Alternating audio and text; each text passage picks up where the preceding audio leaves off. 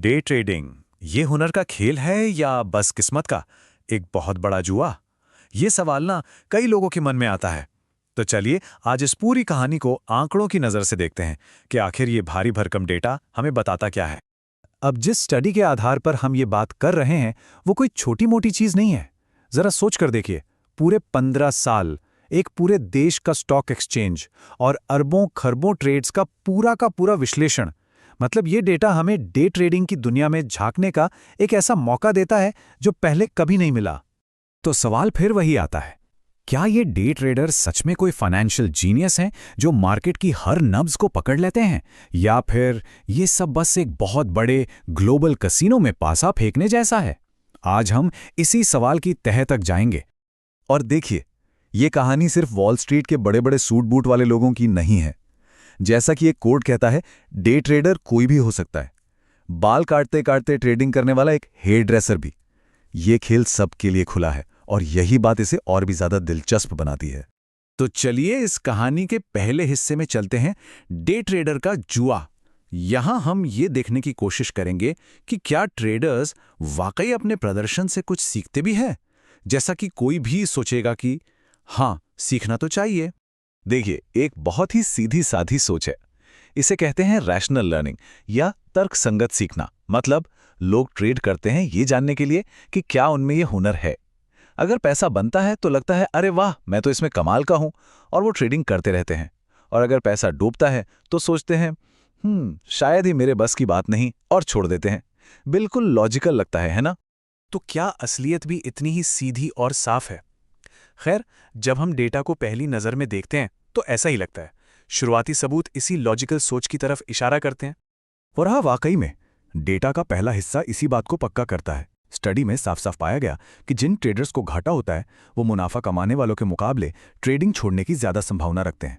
बिल्कुल सही लगता है, अगर कोई हार रहा है तो वो रुक जाएगा। यहाँ ये बात और भी साफ हो जाती है, जिन्हें भारी नुकसान होता है उनके बाजार से बाहर जाने की संभावना बहुत बहुत ज्यादा होती है। तो अब तक तो कहानी बिल्कुल सीधी लग रही है, सब कुछ समझ में आ रहा है। तो पहली नज़र में तो ये एक बड़ी अच्छी सीधी सादी कहानी लगती है। लोग कोशिश करते हैं, नाकाम होते हैं, सीखते हैं और आगे बढ़ जाते हैं। लेकिन अगर कहानी इतनी सीधी होती तो आज हम इस पर बात ही क्यों कर रहे होते, है कि नहीं? और बस यहीं से असली चौंकाने वाली हकीकत सामने आती है, क्योंकि जैसे ही हम थोड़ा और गहराई में जाते हैं ये पूरी लॉजिकल तर्कसंगत कहानी बिखरने लगती है। याद है ना, हमने रैशनल लर्निंग की बात की थी, वो सोच कि निवेशक अपने फायदे नुकसान को देखकर सही फैसले लेते हैं। चलिए अब देखते हैं कि आगे का डेटा इस सोच की कैसे धज्जियां उड़ाता है। और ये रहा पहला बड़ा झटका। सारे खर्चे मतलब फीस और दूसरे चार्जेस हटाने के बाद एक औसत डे ट्रेडर हर दिन नेट माइनस 23.9 बेसिस पॉइंट्स का रिटर्न पाता है। सीधे शब्दों में कहें तो वो हर रोज पैसा गंवा रहा है, और ये लगातार हो रहा है। तो सवाल यह है कि कोई ऐसा खेल क्यों खेलेगा जिसमें हार लगभग तय हो? और ध्यान दीजिए, ये कोई एक साल की बुरी किस्मत नहीं थी। हम पूरे 15 साल के लगातार घाटे की बात कर रहे हैं। ये कोई इत्तेफाक नहीं है, ये एक पैटर्न है। ऐसा लगता है कि बाजार लगातार डे ट्रेडर्स को सजा दे रहा है। लेकिन अब जो आंकड़ा सामने आ रहा है वो तो सारे तर्क को ही पलट देता है। एक अनुभवी ट्रेडर जो लगातार पैसा गंवा रहा है, उसके अगले साल भी ट्रेडिंग जारी रखने की संभावना 95.3% है। ये तर्कसंगत तो बिल्कुल नहीं है, ये कुछ और ही चल रहा है। और ये तस्वीर तो और भी हैरान करने वाली है। मार्केट का ज्यादातर वॉल्यूम, लगभग 72%, उन अनुभवी ट्रेडर्स से आ रहा है जो लगातार नुकसान में हैं। जो मुनाफा कमा रहे हैं वो तो सिर्फ 5% हैं। तो असल में बाजार को चला कौन रहा है? हारने वाले लोग। ये हमें एक बहुत बड़े विरोधाभास पर लाकर खड़ा कर देता है। अगर ज्यादातर लोग हार रहे हैं तो वो खेलते क्यों रहते हैं? इसका जवाब अब हमें लॉजिक में नहीं बल्कि इंसानी दिमाग यानी साइकोलॉजी में खोजना होगा। तो देखिए, हमारे सामने दो रास्ते हैं। एक है तर्क का रास्ता जो कहता है कि असफल होने पर ट्रेडर छोड़ देगा, और दूसरा है साइकोलॉजी का रास्ता जो कहता है कि असफल ट्रेडर अपनी कुछ जीतों को बढ़ा चढ़ाकर याद रखेगा और अपनी ढेरों हार को नजरअंदाज कर देगा।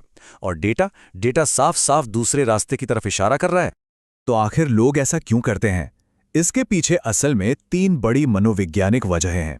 पहली, ओवर कॉन्फिडेंस, अरे बाकी लोग हारते होंगे पर मैं अलग हूं, मैं तो कर लूंगा। दूसरी, बायस्ड लर्निंग, मतलब हम अपनी एक बड़ी जीत को तो हमेशा याद रखते हैं पर 100 छोटे छोटे नुकसान भूल जाते हैं। और तीसरी, लॉटरी वाली मानसिकता, बस उस एक बड़े जैकपॉट की उम्मीद में लगातार खेलते रहना, भले ही हर बार थोड़ा थोड़ा गंवा रहे हों।